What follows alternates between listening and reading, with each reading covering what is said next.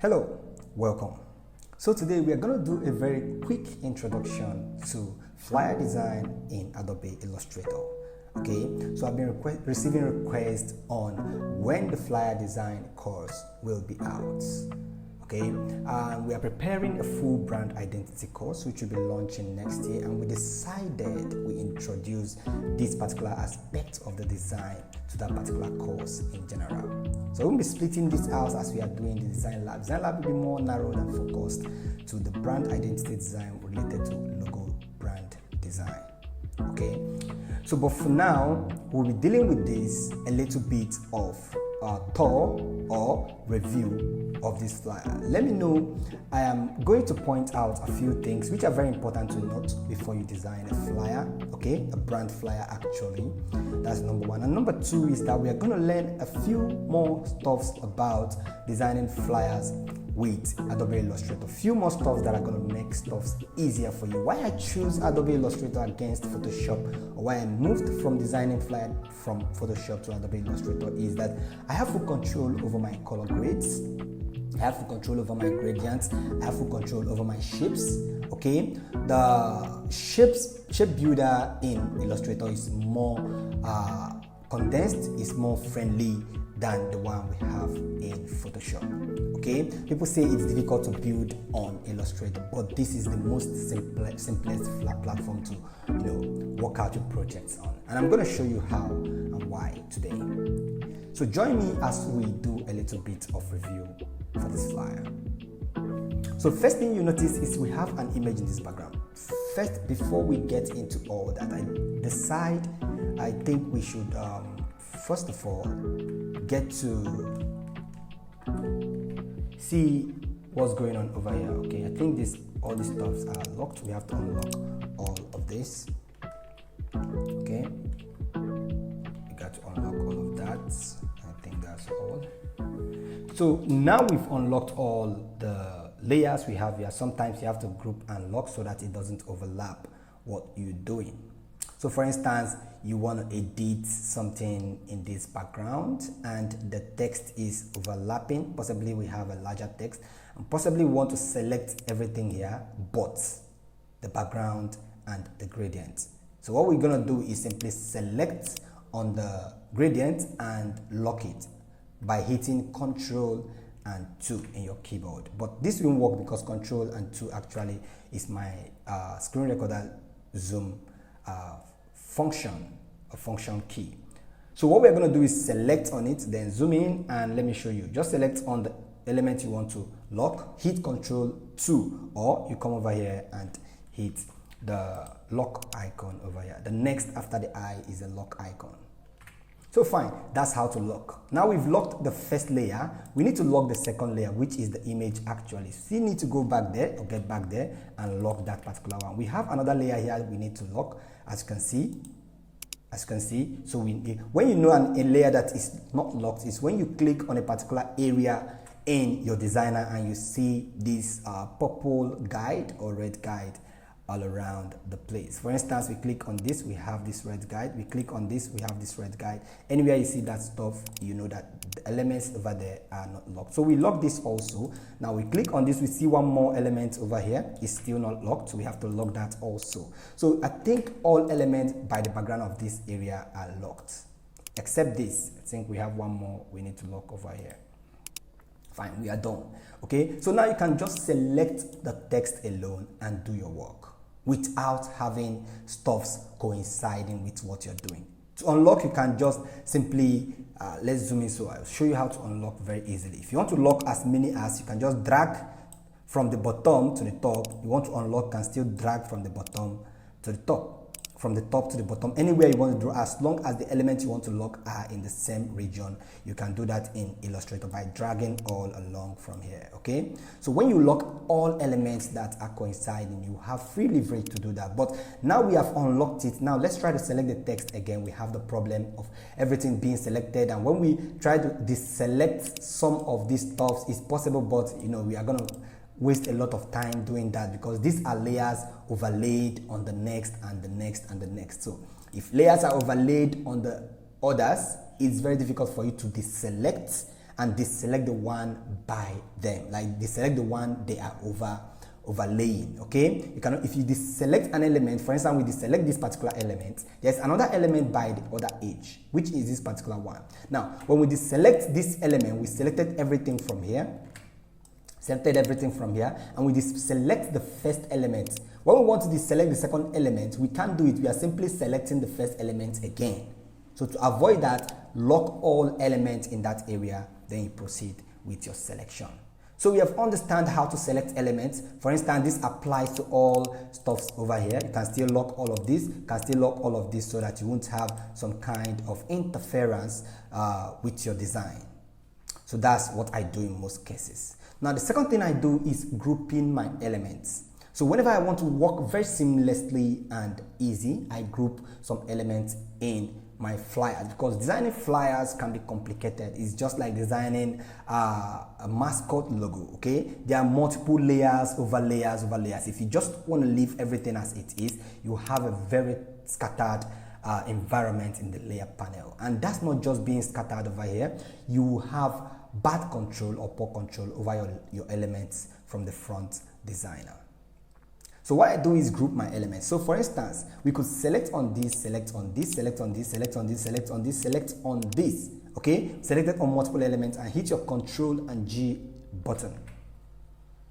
Okay, now we hit the Control and G button. All these elements have been grouped into one, which means with the selection tool, we can drag from only one, and that only one we drag the rest of them out.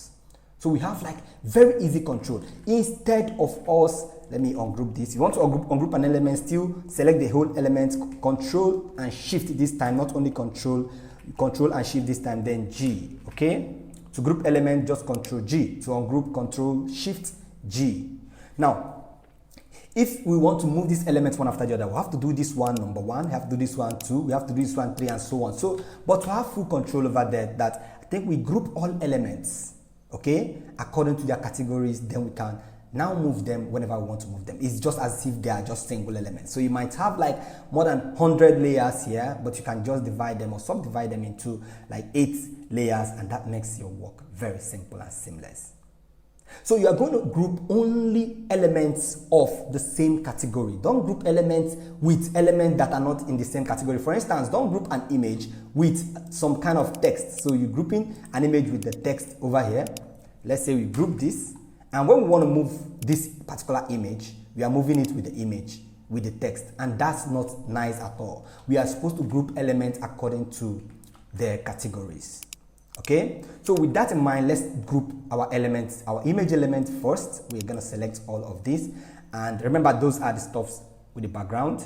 I think there is one more over here that I want to group, if I can find that. Okay, that's locked, so we have to unlock it and select again. Fine, I think we got it. So now we selected all elements from that area, exempting the text or typography we have here. What you need to do is to group as quick as you can. Okay, the earlier you group, the better for you. Now, as we noticed here, we grouped this element and they are overlapping on the text, overlaying on the text. Why?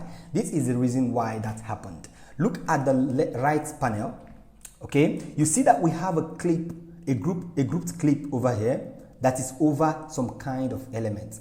That is the element over here. This particular element is the one causing this issue. Okay, now when we unhide this element, we need to see what this element actually is, if it is important to follow along, okay, or to tag along with our grouping. Okay, very important. Let's do that. So the element is over here. Let's unlock this element and hide it to see if it affects anything. I think this element doesn't even work as anything. Possibly it's just an element background to add a little bit of feel, which I added over there. So let's just select on the element and let's try to pull it out. No, that's not the element. Let's select on the element. I think it's over here.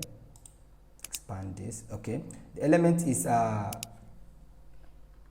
overlaid with a rectangular tool. Let's delete that rectangular tool and select just the element.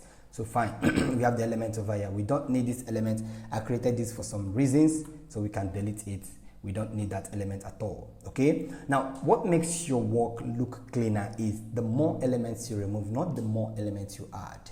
Okay, what makes your work cleaner is more elements you remove, because you keep adding elements, flyers get complex, and when it gets complex, the beauty get lost.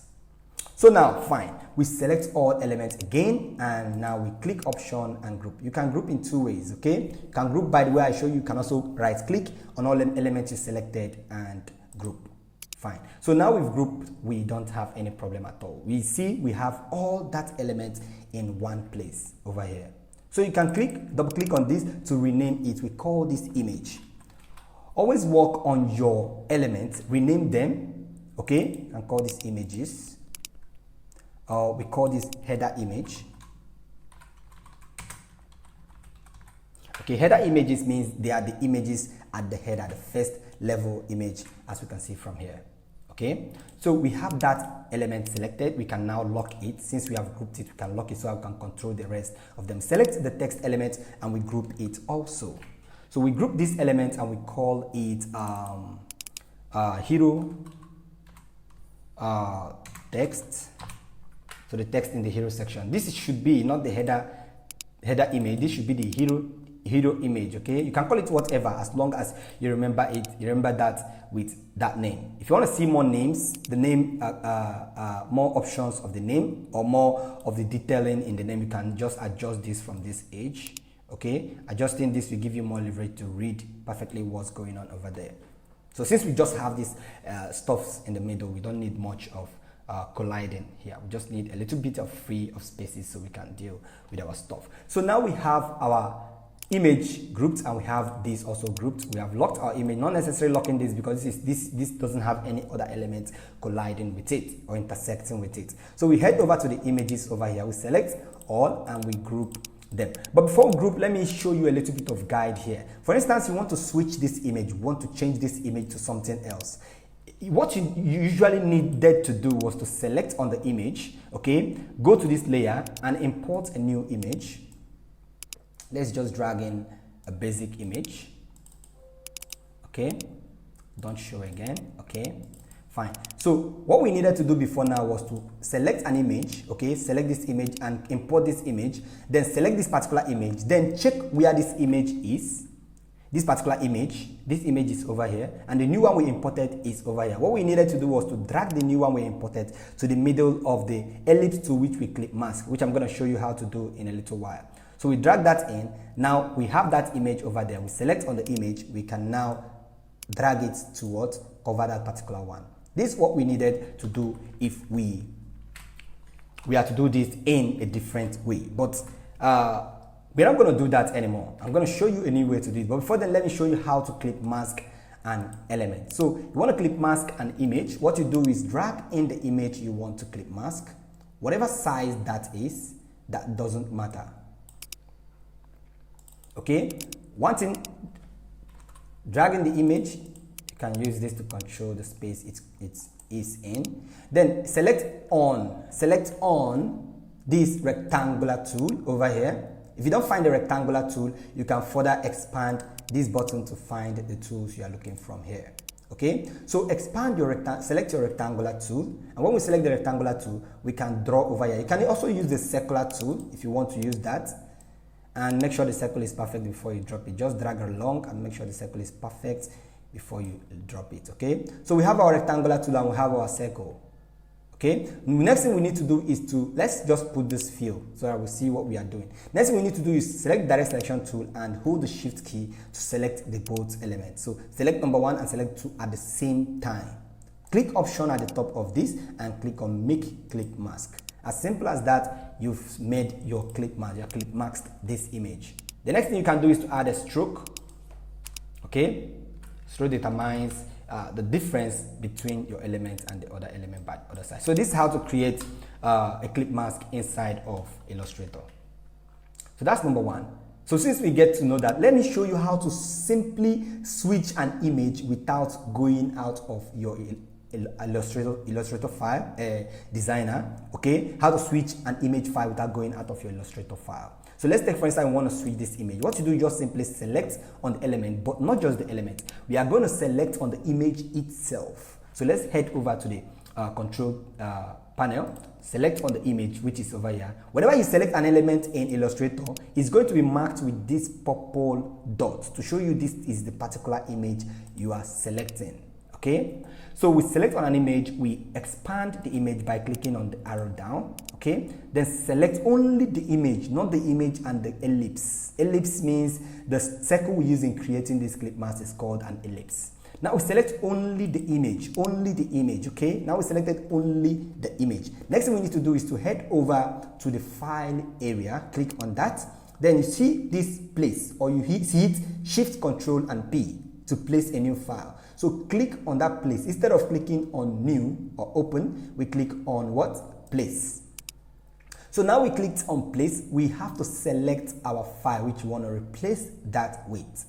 As simple as that, let's select this file, or let's select my image over here, my beautiful image. So now we selected this image. What we need to do is not just to hit open, because if we hit open, this is the problem we are going to be faced with. We'll be faced with pulling the image around, and when we click on the button, it's going to just drop the image over there. That's not what we want, okay? So what we want is to what? Select the image and head over to files, head over to place, select the image you want to place. Let's take, for instance, I want to place this image. No, let's use a totally different image so we know what's going on. So we select this image. Let's select my image. I love my image. It's beautiful.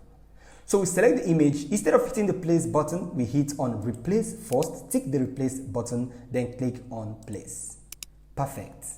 Perfect. So that's as simple as how you can actually, replace images or switch images in a blink, in a few seconds. Now you can now hit the button down to, arrange the image according to what you want, or just drag the image around with your selection tool or direct selection tool. Okay, so this is simply how to switch images. I'm going to leave this image all through this course. So you see my beautiful face. So that is it about this. So next we are going to do is grouping. So let's group everything from here. All the images, we are going to group them. Control G, we have grouped that. Okay, the next thing we see that there is an image in the background, but before we know what is going on, let's see what is going on over here, because I actually trimmed my view. Trimming a view means, like you can see, this image in this background, we locked it actually. Let's unlock the image layout so we'll show you something. Okay, this is grouped now. Now if an element is grouped, you select on it and drag. It's going to drag all the elements. Okay, now for instance, I want to drag only this image. What we are going to do is to select on the direct selection tool, this particular tool over here. Instead of the selection tool, the direct selection tool selects directly. Okay, you select that particular element which you want to shift, you want to adjust. So we can select this direction, the selection tool. We can now drag along the image if we want to do that. We'll drag along this layer if we want to do that. Drag along this layer if you want to do that. And after you're done with that, if you still select the selection tool and drag, everything is going to drag along according to your what? Recent updates or recent adjustments. So fine. So with that in mind, we can use our direct selection tool to drag out the text image over here. As you can see, this image, we have excess spaces over here. So to avoid that, all we did was what? Place the image over here. Pull it down a little more. Okay. Once we place it at the back of everything, place it over here. Then what we did was to click on the view and click on trim view. Okay. What trim view does is that it makes the whole background look clean and neat, like removing all distractions and letting you focus on just your design. I use this trim view usually when I just want to focus on my design, but if I have some kind of color palette at the background here that I want to work with, whenever I want to deal with the color palette, I can remove the trim view, work with it, then I also lock the trim view again. Now, number two is that whenever you're saving this file as PDF, it only saves the trim view, these areas that are within your artboard. Your artboard is this. Let me show you what your artboard is. For instance, I'm selected on this layer, this region is your artboard. Okay, this region, the region this stuff covers, not the regions that have colors. The regions these white stripes or white dots covers, that's the area your design stops. Okay, so trim view again, we have, that's how to just, keep your work clean. Just trim the view so you can have focus on what you are designing. Okay, Next tip I want to give you is when you are creating text for the header, make sure all text sizes are not the same. Okay, place more emphasis on the most important ones. Like you can see, saloon is too bold. I'm going to come to elaborating this. Let's just finish this first of all. So we created this background also to help the logo shine, because if we removed this background, the logo will be useless. Okay, so we needed to use a darker layer. We can use a darker background like so, or just use a gradient. You can still make it darker, okay, to bring out the beauty of the logo the more. Okay, so the more darker you make it. Now you don't use bright colors. That you are using a background doesn't mean you should use any kind of background. For instance, you use this, you are making a mess of this design. Okay, the logo will show right, okay, but the problem you are having is that the contrast is very bad. I see many of the students making contrast mistakes. You don't use bright colors or bright elements on bright backgrounds. Okay, this is the base background of this logo, so the base background must be dark. Since the logo itself have a gold color, gold are best supported or supportive by dark backgrounds. So if your brand color is purple, I think you decide you go with a darker shade of purple. If it is green, you go with a darker shade of green. If it is blue, go with a darker shade of blue or navy blue or stuff like that. So that is it for that. Now we come to the lower section. We have the informations we provided. This is for male, this is for females. Separating this makes it simpler. Okay, don't just join everything together. Make stuff look simpler and easy for people to read. So just put these stuffs together, but making them apart. Then always remember to put a separation. If we remove the separation, look at what happens. Like there is no consistency in the difference, except for the fact that we have a space here. Okay, so the essence of the line is important. Okay, the essence of the line is very important. The final is the address. As you can see how we walked around a circle and we gave a space here, a circle and the text inside of it, and all of that. I'm going to talk about this in a little while too. Now finally we have the footer. Okay, this is the hero section and this is the footer. The footer is the elements that are guiding the contact details. Okay, the contact detail, the address, and the rest of them is in the footer. So the footer starts from this area, this level, okay, where the contact detail and all of this is the footer.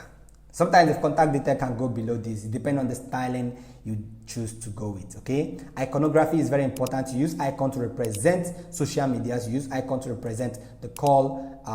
You cannot, if this is the WhatsApp, you can also use icon to separate it from this other one.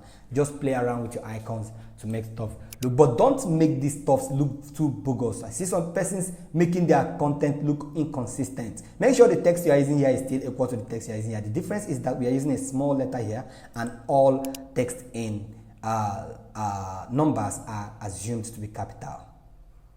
Okay, so that is it for that. Now let's get to doing a brief review on this flyer. So first off, we have the image in the hero section. The image is guided by a grade of color over here. So when we select on the color grade over here, we can select on the tool over here. We can use the tool to play around the grade. If you want the grade to come from this other end, you can play around with that. If you want the grade to come from this end, you can play around with that. And that's how we achieved that grade. To create a grade, all you need to do is to create a grade. All you need to do is to create, let's just remove the trim and create a grade from this end. So creating a grade, you create a rectangle. Okay, it's coming with the grade we already have, but we don't want that. So create a rectangle. Let's just do this on a white background. So let's make this a white background and lock it. We're gonna lock this, Control 2. Okay, we can't lock it from there. Remember, we are using that as our short code. So let's make this white and we're gonna lock it from this angle. So fine. The next, we are gonna place another element above it and we are gonna apply a grade to it. So to apply a color grade, kind of color grade that have transparency in one end and not in the other end, all you need to do is select on the gradient tool over here. Okay, make sure whenever you are editing in your Photoshop, in your Illustrator, make sure you use Illustrator Classic, not Essential. To choose that, select on the button above here. If you choose Essential, you're going to have everything lost. You're also going to have everything lost from the top corner. So select on Essential, maybe. Select on Essential, classic, and that makes more sense. You have all your layer control over here and all layer control over here. But in case you didn't see any part of it, any part of element you're looking for here, just get to the window and you're going to find any of them from here. So for the gradient, you're going to find the gradient tool from here too. Okay, just know the name it is called. This is called the gradient tool. When we get to the window, we search for G, we see the gradients over here. So fine. Now, what we need to do is to select on the gradient. We also have this gradient applying again. We don't want this gradient to apply at all. So let's give it a base color. Let's give it a base color and remove all effects that have been applied to it. So usually, whenever you are designing with a gradient, you usually see black from this edge and a kind of white from this other edge. Okay, I wonder why we don't have the color control over here, but we're gonna pull in our own color. We're gonna create our own color so we can work with the gradient. So to create your own color, just drag two boxes or create two boxes, make them a base color, create another box or duplicate the existing box, or duplicate the existing box as we have from here. Can be a circle, it can be whatever. Okay, duplicate this and we make this orange. Fine, let's make this just yellow. Perfect. So we have orange and yellow. This is what we want to create our gradient with. So select on the element you want to create the gradient with. For instance, this element is just yellow. So go to the gradient layer, okay? Select on the gradient tool first. See it, I clicked on this particular element. So click on this gradient tool, and once you selected that, select on this, double click on this. Since we can't find colors, we can pull out with controls here because of the layer I designed with the color palette I created was just for this. Now what we are going to do is to use the color picker tool, since we created our gradient, and pick on the orange for the left side and select on this, also pick on the color picker tool and click on the yellow. So we have our layer created. So fine. What if we want the yellow part to be transparent so we can see the image from that edge? Let's drop an image and see what we are talking about. So drop this image and we want this image to be in the background of that particular layer. Okay, let's just pull it to the back. Arrange, right click. When you want to arrange stuff, right click, arrange, send backward. Okay, so now we are trying to send it back to this particular element. We have sent it backward once, it didn't go to this particular one. We arrange it because we created these two, and these two are layers above this image. So you have to go backward 1, backward 2, and backward 3. How we can know that is from this edge. See, it have gone backward 1, which is now below the circular one, which is the second one we created. Okay, we are going to go backward 2. So we click on arrange, send backward 2. Now it's backward 2 in the second layer. Now backward 3 is the one that is going to move it toward the rectangular background we created here. So click option, arrange, and we click backward 3. So it's now in the backward 3. So to understand that, you cannot easily do that from here. Okay, come over here and you can easily arrange it to the backward you want it to be. Arrange it to where you want it to be. Okay, I just have to show you that style in case you want to be lazy. So fine, we selected on this. If we want to make this part transparent so we can see part of this image but still maintain the gradient as we have here, what you need to do is to double click on the gradient element, select on the opacity. So when you double click on this, you select on the opacity. Now you can pull the opacity to 0, okay? By so doing, we still have some part of the yellow gradient. Since it's a gradient, you know, it's reflecting from the left corner where this color, you know, collides with it to the right corner, and we have this, you know, nice feel. This is exactly how we achieved this particular layer over here. Okay, now let's trim the view again and see what happens to what we just created. So it lost, but it's still there. You can still select on it, but the problem is that it's out of view, which is very important to us. The next one is, let's just remove the trim and let's inspect this particular one. Okay, this particular one comes with a kind of shadow which gives the feel to this particular background, this extra background that was created under here. There's another background created under here. So this also comes with its form, and these are elements, all elements built all in one. I've taught you guys advanced gradients, okay, how to create advanced gradients. You're creating a gradient over another gradient, you know, making stuff work like that. For instance, we have an element like this, okay, I think this should be, let's just pick this gradient. Let's pick this gradient. So fine, we have an element like this. We can use the this is the curvature tool, I think. Can use the curvature tool and curve this edge. Okay, you can curve this other edge, pull this one downward and pull this one upward, which is basically how this was created. Just playing around stuff makes more sense. Now, to create this exceptional grade of color here, what you need to do is to use the pen tool. Okay, point from one edge to the other, just point around it. Okay, just point around, but point from the edge you want, select the both elements, use the shape builder tool, hold your Alt key and remove this background. So now we have another element inside of this one. How you can differentiate it is by using your gradient tool from this end. You can now place a little bit of differ from this other end.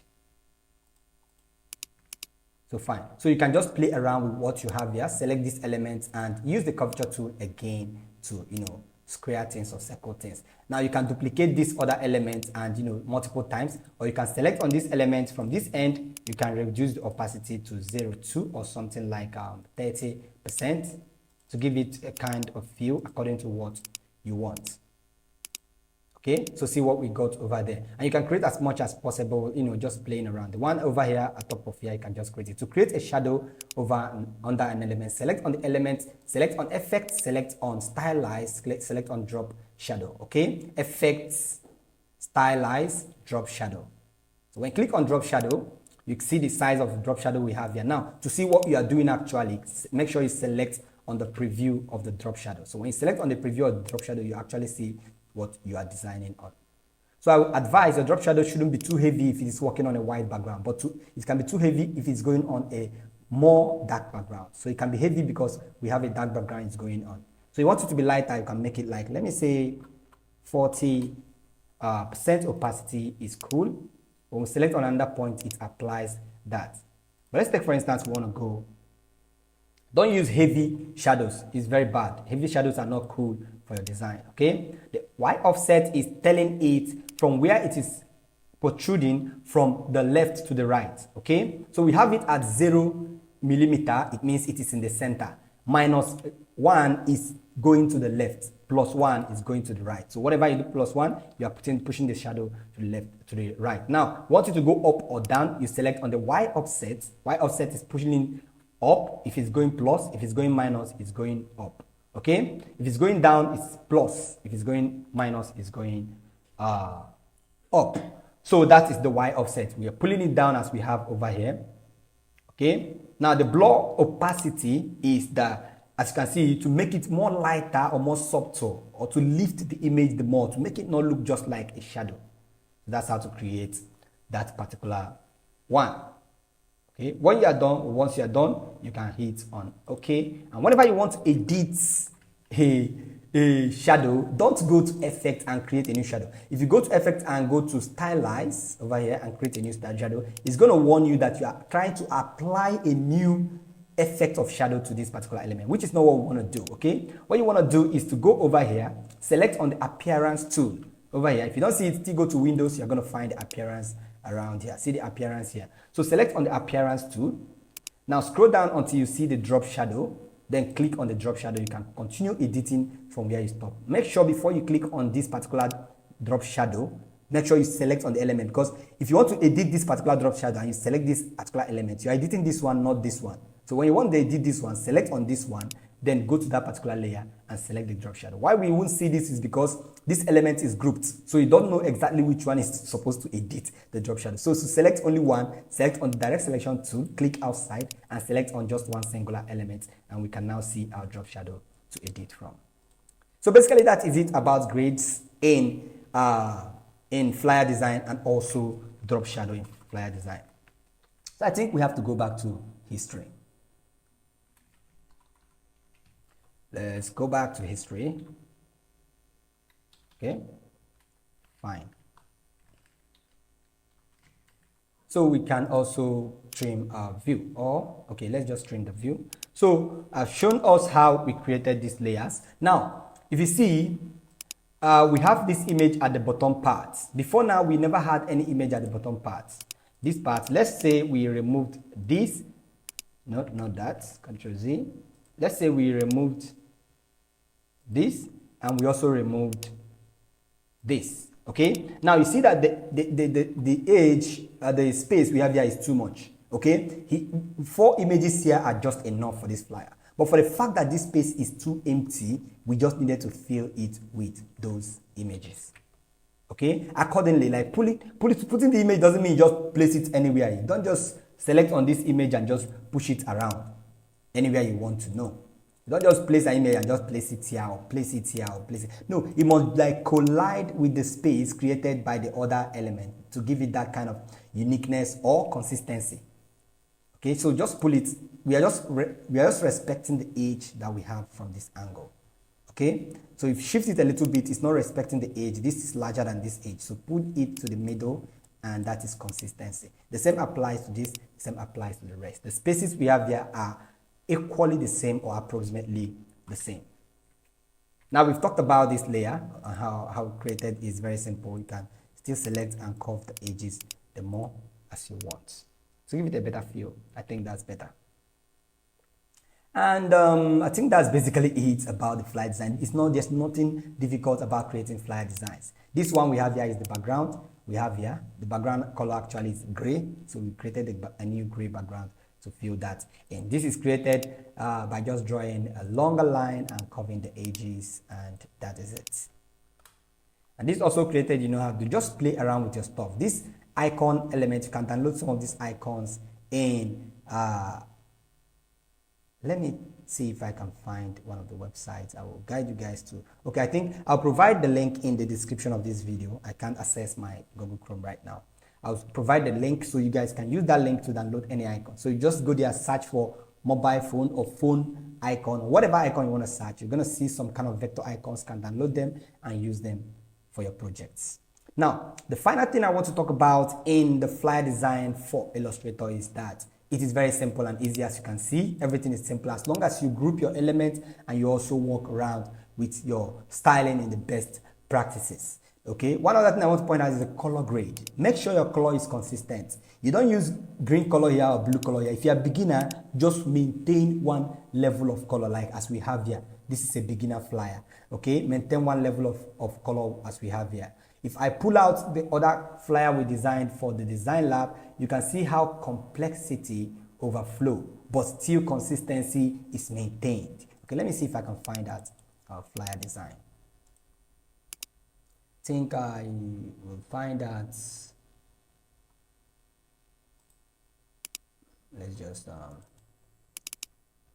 have a rough weekend. I would have edited or fixed my background. Don't let your background look so tattered like this. Okay, at the weekend, just select everything and put them in the best folder where they belongs to. Okay, so for instance, this design, as I was talking about, as you can see, we have complexity of colors. We have blue, we have yellow, we have purple, we have this is it magma green, we have red, okay, we have white.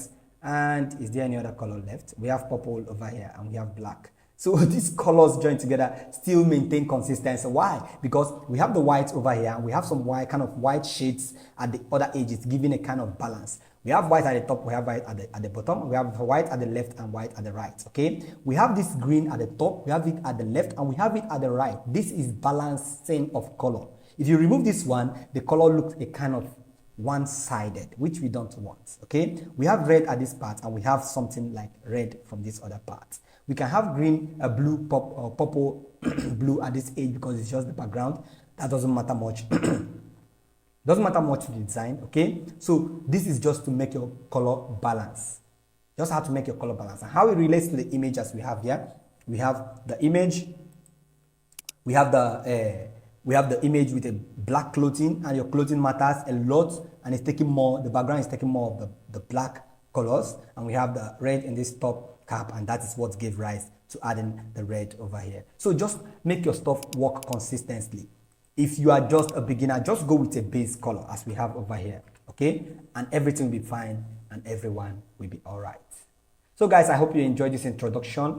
Hope to expect you join in our course launching next year, possibly January ending of February. We'll be launching our full brand identity design course. Here you learn everything about logo design, you learn everything about flyer design, business card, I want to say monogram.